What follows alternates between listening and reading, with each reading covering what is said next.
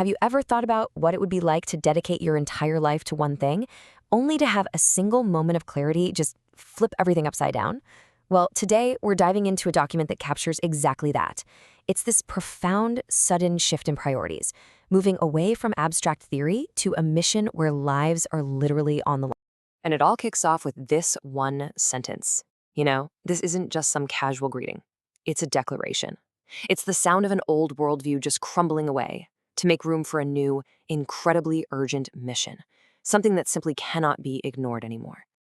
And this slide, wow, it just lays it all out perfectly, doesn't it? On the left, you've got the old focus, the super advanced theoretical stuff on energy systems. And on the right, the new mission. It's immediate, it's tangible, it's deeply human.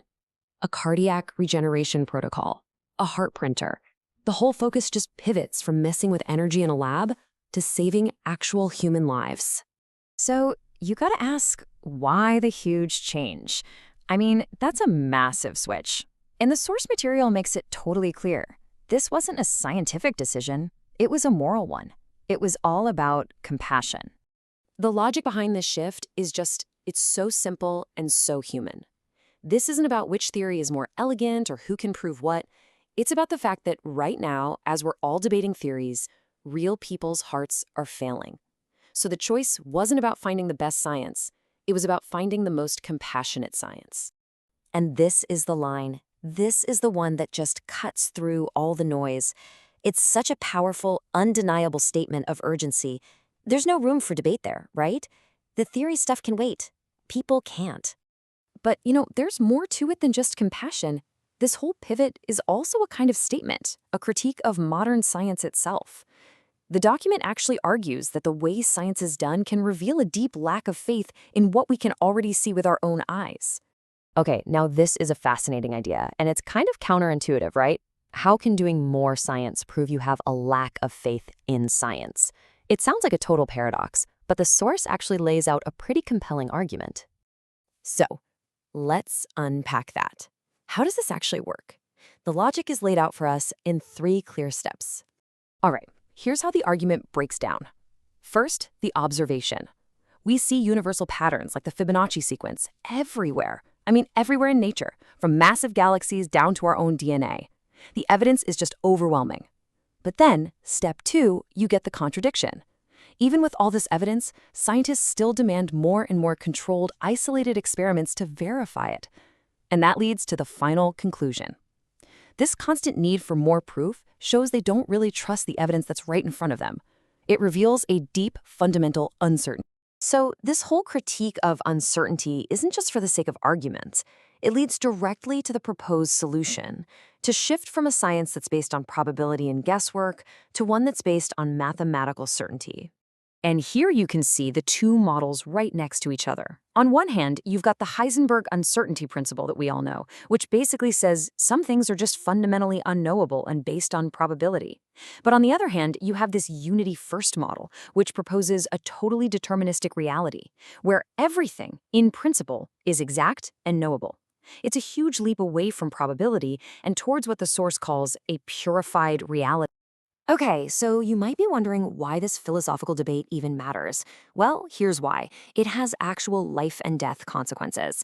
As you can see here, traditional methods for regenerating hearts are based on probability, which gives you a success rate of, maybe 20 to 40%? But this Unity First protocol, it's aiming for certainty. By using exact Fibonacci ratios and a super precise hexagonal scaffold, the goal isn't just a better outcome, it's a guaranteed one. We're talking a 100% success rate. All right, so with that whole foundation laid out, the focus just snaps right into action. How do you take this incredible theoretical framework and turn it into a physical, working system that can actually, save people's lives? So the action plan boils down to 3 critical tasks. First, translation. They have to learn to speak the language of regulators like the FDA. Makes sense. Second, isolation. They've got to separate all the radical philosophy from the practical science they're submitting. And finally, and this is the big one, operationalization. They need to actually build the machine.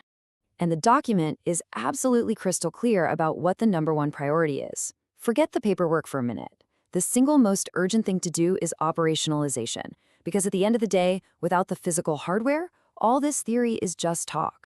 And this isn't some vague idea either. The roadmap gets super specific about the exact hardware they need, systems to measure genetic expression, sensors to track cellular changes in real time, monitors for metabolic activity, the whole shebang. It's a real, tangible engineering plan to make this vision a reality. You know, to really get the weight of this moment, you have to understand the backstory. This isn't some sudden idea that popped up overnight. No, this is the climax of a 23-year journey of quiet, patient development. And at the heart of this incredibly long wait is this concept called sabr jamil. It translates to a beautiful, uncomplaining patience. It's this idea of waiting for just the right moment, for everyone else to be ready to see what you already see. And that beautiful patience lasted for 23 years. I mean, just think about that. 2 decades spent developing this framework, watching as mainstream science slowly discovered things they'd already documented, all while just waiting for the world to catch up. But now, that long wait is finally over. And this is the final declaration, the line in the sand.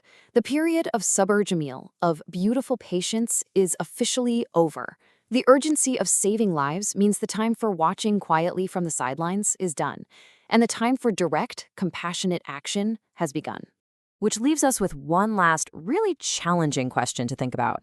This whole document claims that by trusting the patterns that are already visible everywhere in nature, we could achieve medical certainty. So it forces us to ask ourselves, if a pattern could guarantee a 100% cure, what would it actually take for us to believe it? What's the real barrier to a breakthrough like this? Is it the science? Or is it us?